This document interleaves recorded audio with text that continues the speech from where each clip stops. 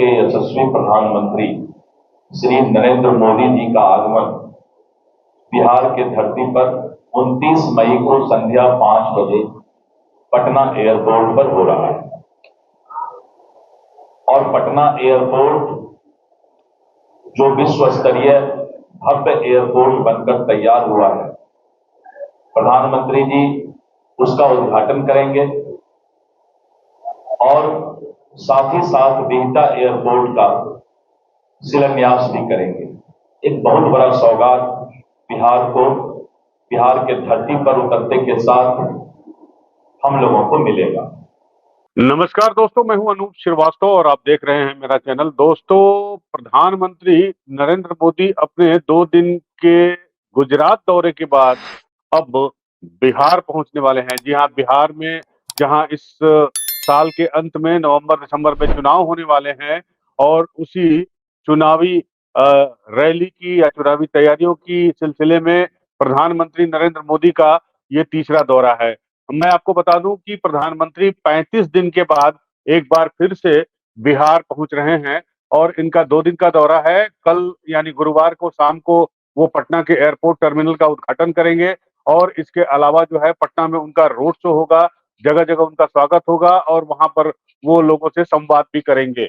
इसके बाद शुक्रवार को यानी 30 तारीख को जो है वो प्रधानमंत्री पहुंचेंगे।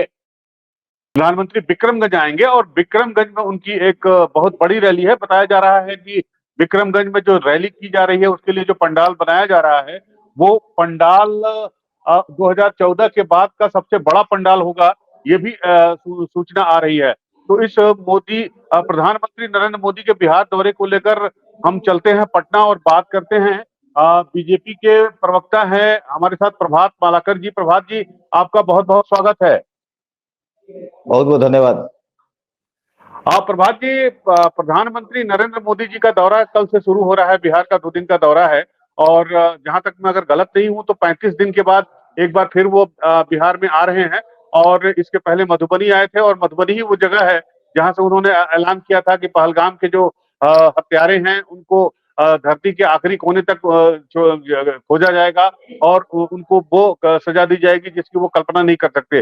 तो अब उसके बाद वो फिर बिहार के दौरे पे हैं। पहलगाम के बाद ऑपरेशन सिंदूर हुआ, ऑपरेशन सिंदूर के बाद जो है प्रधानमंत्री पटना पहुंच रहे हैं। तो सबसे पहले हमारे दर्शकों को बताइए कि प्रधानमंत्री का जो दौरा है उसमें क्या क्या खास बातें क्या है। देखिए, प्रधानमंत्री जी पिछले बार बिहार झंझारपुर आए थे और पहलगाम घटना के 2 दिन बाद आए थे बिहार, और उन्होंने बिहार की धरती से, झंझारपुर की धरती से यह आह्वान किया था, इसका आगाज किया था कि आतंकवादी जहां कहीं भी हो, छिपे हो, उनको मिट्टी में मिलाने का काम करेंगे। और ऑपरेशन सिंदूर के माध्यम से मिट्टी में मिलाने के बाद प्रधानमंत्री जी का यह बिहार का दौरा है, पहला दौरा है ऑपरेशन सिंदूर के बाद। तो निश्चित तौर पर प्रधानमंत्री जब भी बिहार आते हैं तो बिहार को एक बड़ी सौगात देते हैं। पिछले बार भी आए तो कई सारी सौगात दिए, इस बार भी आ रहे हैं तो 50,000 करोड़ का योजनाओं का सौगात दे रहे हैं। एक गंगा नदी पे पुल का उद्घाटन करेंगे, पटना एयरपोर्ट पे नए टर्मिनल, जो अत्याधुनिक विश्व स्तरीय टर्मिनल का निर्माण हुआ है, उसका उद्घाटन करेंगे। 29 तारीख को उसी शाम बिहटा एयरपोर्ट, बिहार को एक नया एयरपोर्ट मिलने जा रहा है, बिहटा एयरपोर्ट का शिलान्यास करेंगे। और ये दोनों उद्घाटन और शिलान्यास के बाद प्रधानमंत्री जी बाई रोड अपने कार में बैठकर और पूरे पटना की सड़कों पर जो इनका जो रोड शो है वो पटना एयरपोर्ट से शुरू होगा, शेखपुरा मोड़ होते हुए, शेखपुरा के मोड़ के बाद वो पटेल भवन होते हुए, नेहरू पार्क होते हुए, इनकम टैक्स गोलंबर होते हुए वो भाजपा प्रदेश कार्यालय आएंगे। इस यात्रा के दौरान, इस रोड शो के दौरान बिहार भाजपा के द्वारा 32 जगहों पे उनके स्वागत का पॉइंट बनाया गया और 6 जगह मीडिया का पॉइंट बनाया गया। तो कहीं महिलाएं जो है उन प्रधानमंत्री जी के स्वागत में ऑपरेशन सिंदूर की सफलता के बाद कहीं उनकी आरती उतारी जाएगी, कहीं उनके पुष्प वर्षा होगी, कहीं गाजे बाजे से स्वागत होगा, कहीं पे उनका बैंड बाजे से स्वागत होगा। तो विभिन्न प्रकार से अपने प्रधान सेवक के स्वागत के लिए बिहार वासी और पटना वासी तैयार हैं। और उसके बाद जब उनका रोड शो कंप्लीट पार्टी कार्यालय पे होगा तो पार्टी कार्यालय पे वो बिहार के विधायकों के साथ, जो भी भाजपा कोटे के विधायक है, विधान पार्षद हैं, सांसद, उनके साथ वो बूथ सशक्तिकरण पर बैठक करेंगे, टिप्स देंगे। वो प्रधानमंत्री जी का फोकस रहेगा कि जिस पिछले चुनाव में जिस बूथ पर हम थोड़े बहुत से पीछे रह गए थे, जहां चुनाव हार गए थे, जहां हम कुछ मेहनत करके चुनाव जीत सकते हैं, तो किस प्रकार भारतीय जनता पार्टी बूथ जीतो चुनाव जीतो पर के अभियान से चुनाव लड़ती है। तो निश्चित तौर पर प्रधानमंत्री जी बूथ सशक्तिकरण पे सभी विधायकों, विधान पार्षद और सांसदों को टिप्स देंगे और प्रदेश पदाधिकारियों को टिप्स देंगे। उसके ठीक अगले दिन, मतलब उसी रात 29 की रात को राजभवन में प्रधानमंत्री जी रात्रि विश्राम करेंगे और 30 तारीख को सुबह वो विक्रमगंज पटना एयरपोर्ट से हेलीकॉप्टर के माध्यम से विक्रमगंज में सभा करेंगे 10 बजे से। और यह विक्रमगंज की जो सभा है बिहार की अब से सबसे ऐतिहासिक सभा होने जा रही है, क्योंकि यहाँ 1.25 लाख लोगों के बैठने की व्यवस्था है। अभी हाल में प्रधानमंत्री जी भागलपुर आए, भागलपुर का रिकॉर्ड झंझारपुर ने तोड़ा और झंझारपुर का रिकॉर्ड निश्चित तौर पर विक्रमगंज तोड़ेगा। और अभी तक की यह सबसे बड़ी बिहार के प्रधानमंत्री जी की ऐतिहासिक सभा और रैली होने जा रही है। और उसके बाद वो सभा के बाद प्रधानमंत्री जी दिल्ली लौट जाएंगे और 20 जून को फिर प्रधानमंत्री जी बिहार आ रहे हैं। तो प्रधानमंत्री जब बिहार आते हैं, आपको रोक रहा हूँ प्रभात जी, आपको रोक रहा हूँ। आपने कहा कि बिहार के नेताओं के साथ, विधान परिषद के लोगों के साथ, विधायकों के साथ बूथ पे चर्चा होगी और बूथ को कैसे सशक्त किया जाए इस पर चर्चा होगी। और जहां पर पिछली बार आपका प्रदर्शन कमजोर रहा है एनडीए का, उस पर भी चर्चा होगी कि उन सीटों को कैसे हासिल किया जाए। तो विक्रमगंज जो है वो शाहाबाद में आता है, मेरे ख्याल से सासाराम से करीब 40-45 किलोमीटर दूर है वहां पर।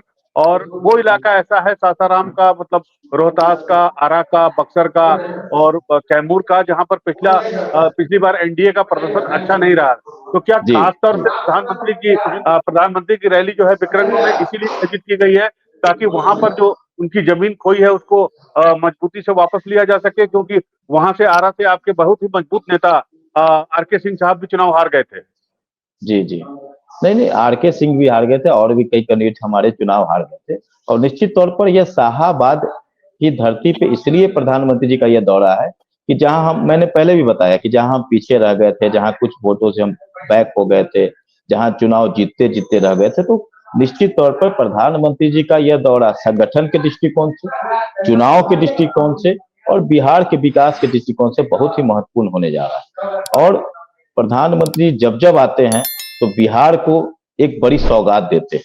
और शाहाबाद में हम लोग पिछड़ गए थे, तो वो शाहाबाद में जो हम पिछड़ गए थे, तो निश्चित तौर पर जब शेर जब 2 कदम पीछे आता है तो लंबी छलांग लगाता है। तो प्रधानमंत्री जी के इस दौरे से एनडीए बिहार में इस बार 2025 में 225 का जो लक्ष्य है उसे पूरा करेगा। और 2 कदम पीछे अगर हम शाहाबाद में हुए थे तो हम एक लंबी छलांग लगाकर 2010 का रिकॉर्ड तोड़ने जा रहे हैं। जी बिल्कुल, आपने कहा कि बिहार को बड़ी सौगात देंगे। निश्चित रूप से प्रधानमंत्री के इस दौरे पर सबकी नजरें लगी हुई हैं, खासकर जो भी बिहार से ताल्लुक रखता है या बिहार की पॉलिटिक्स में जिसको इंटरेस्ट है, वो इस बात पे उसकी नजरें जरूर हैं कि प्रधानमंत्री बिहार को क्या तोहफा देते हैं। कुछ तोहफे अनाउंस हो चुके हैं, कुछ शायद अनअनाउंस्ड हैं।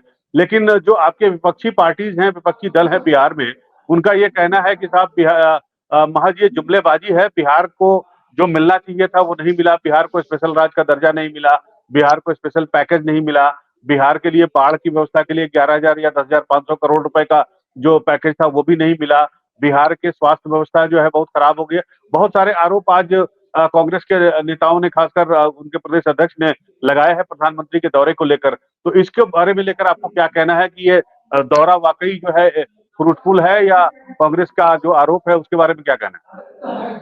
अनूप जी, पहले का दौर अलग था जब अखबारें छपती थी। अब तो ऑनलाइन सारा रिकॉर्ड, बिहार में 24 घंटा बिजली है, स्टेट हाईवे तिगुना हो गया, नेशनल हाईवे तिगुना हो गया, स्कूलों में कॉलेजों में बच्चे 100% जा रहे हैं।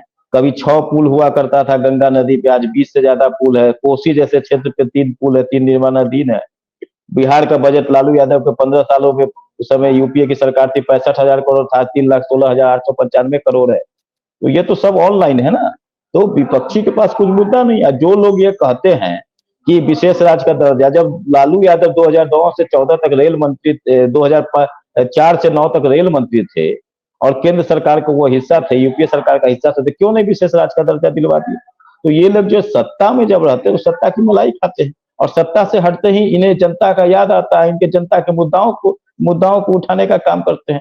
तो जब ये सत्ता में जब यूपीए गवर्नमेंट आरजेडी गठबंधन इंडी गठबंधन था, तो इन्होंने जाति जनगणना का विरोध किया, इन्होंने बिहार के विकास को बाधित किया, इन्होंने अति पिछड़ा को आरक्षण को लागू नहीं होने दिया। तो ये जब सत्ता में रहते हैं तो इन्हें सत्ता की मलाई अच्छी लगती है, और सत्ता से बेदखल जब कर दिए जाते हैं तो इन्हें जनता के मुद्दों को चिंता होता है। और बिहार में जो अमूलचूल परिवर्तन, देश के साथ जो बिहार में परिवर्तन हुआ है, उसका तो पूरा देश गवाह है।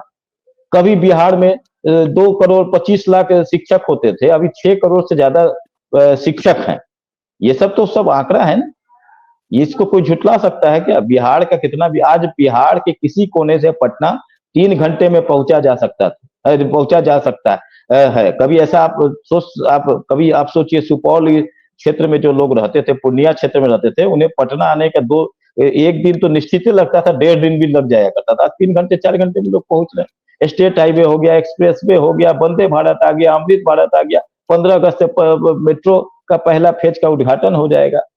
तो सिर्फ कहने से नहीं होगा, बिहार की जनता जानती है, बिहार की जनता एनडीए के प्रति अपनी पूरी आस्था जताई है और जताती रही और जताएगी, क्योंकि बिहार के परिवर्तन, युगांतकारी परिवर्तन जो हुआ, तो उसके दो ही एनडीए ही देन है, और उसके नीतीश कुमार और नरेंद्र मोदी ही देन है। चाहे वो बजट के मामले में 78% केंद्र सरकार का योगदान हो, चाहे केंद्र सरकार से, आज देखिए पूरे देश भर में बिहार ही ऐसा राज्य है जहां 2 एम्स हैं।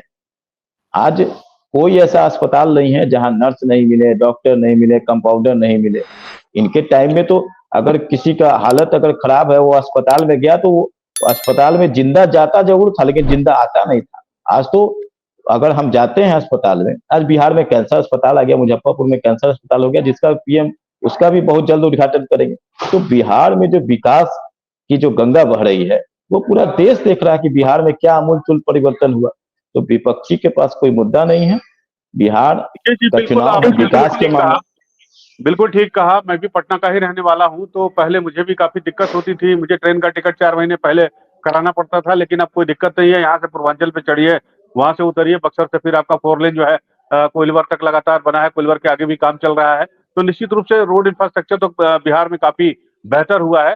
बात करते हैं एनडीए की, तो सर क्या प्रधानमंत्री नरेंद्र मोदी जो आपके एनडीए के घटक दल हैं, उनके नेताओं से भी मुलाकात करेंगे? कुछ लोगों को कुछ शिकायतें हैं, कुछ मांगे हैं, जैसे आपके जीतन राम मांझी कह रहे हैं कि साहब हमको 40 सीट दीजिए, अगर हमको 20 सीट चाहिए तो। इसके अलावा चिराग पासवान की पार्टी भी है, चिराग पासवान के पार्टी ने चिराग पासवान को कह दिया कि भाई हम अपनी इंडिपेंडेंट पहचान बनाते हुए चुनाव लड़ेंगे, और चिराग पासवान कह रहे हैं कि मैं बिहार में रहूंगा। तो बहुत कुछ बातें आपके भी घटक दल से आ रही हैं, तो उनको लेकर क्या कहना है आपका? उनको लेकर भी कोई एक्सरसाइज होगी? नहीं, जीतन राम मांझी जी हमारे एनडीए के सम्मानित सदस्य हैं, और वो केंद्र सरकार में मंत्री हैं। चिराग पासवान जी भी केंद्र सरकार में मंत्री हैं, और ये लोग बराबर, चाहे उपेंद्र कुशवाहा जी हो, चाहे चिराग जी हो, चाहे जीतन मांझी जी हो, चाहे उमेश कुशवाहा जी, नीतीश जी, ये लोग बराबर प्रधानमंत्री अमित शाह, राजनाथ सिंह से लोग बराबर मिलते रहते हैं। कहीं कोई विवाद नहीं है, कहीं कोई बात नहीं है।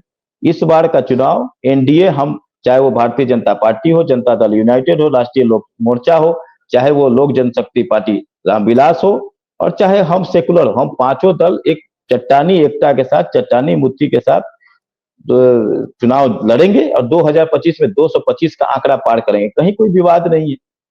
हम तो अभी तो विवाद अगर देखिएगा, और यहाँ तो क्रेडिट लूटने की बात देखिएगा, तो इंडी गठबंधन में चल रहा है। जो योजना तेजस्वी यादव की ओर से किया जाता है, 2 महीने बाद उसी को कहते हैं ना कि पुरानी चीज में उसका कवर बदल के पेश करने का, तो कांग्रेस, इधर तक कांग्रेस और आरजेडी में होड़ लगी है, हम आगे तो हम आगे, चूहे बिल्ली का खेल चल रहा है।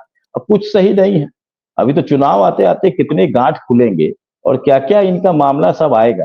यहाँ तो क्या है कि बिहार में कांग्रेस का कोई वजूद है नहीं, वो आरजेडी की पिछलग्गू पार्टी बनकर रह गई, और आरजेडी से वो लगातार सीटों की डिमांड कर रही है कि हम बड़े सीटों पे लड़ेंगे, अधिक सीटों पे लड़ेंगे, और आरजेडी उनको भाव दे नहीं रही है। तो एनडीए में सब ऑल इज वेल है। इंडी गठबंधन ना ही सीट में सही है, ना एनडीए गठबंधन ना ही चुनाव में सही है, और ना ही एनडीए इंडी गठबंधन जो है बिहार के जनता की जो महत्वाकांक्षाएं हैं उस पर कहीं से खड़ा नहीं उतरता है। बिहार की जो जनता की जो मांग है, उनकी जो महत्वाकांक्षाएं हैं, उनके जो विकास के वादे हैं, उसको सिर्फ एनडीए ही पूरा कर सकती है। और एनडीए में सब ऑल इज वेल है। अभी आप देखिए अनूप जी, अभी बिहार के 38 जिलों में 34 जिलों में एनडीए की जिला सम्मेलन हो चुकी है, जहां एनडीए के पांचों दलों के प्रदेश अध्यक्ष उस लगभग सब जगह मौजूद रहे और एक साथ कितनी 34 जिलों में बैठक हुई और खूब बढ़िया हुआ। और यहाँ देखिए कि राहुल गांधी अंदर बैठक कर रहे हैं, बाहर मार होते रहता है।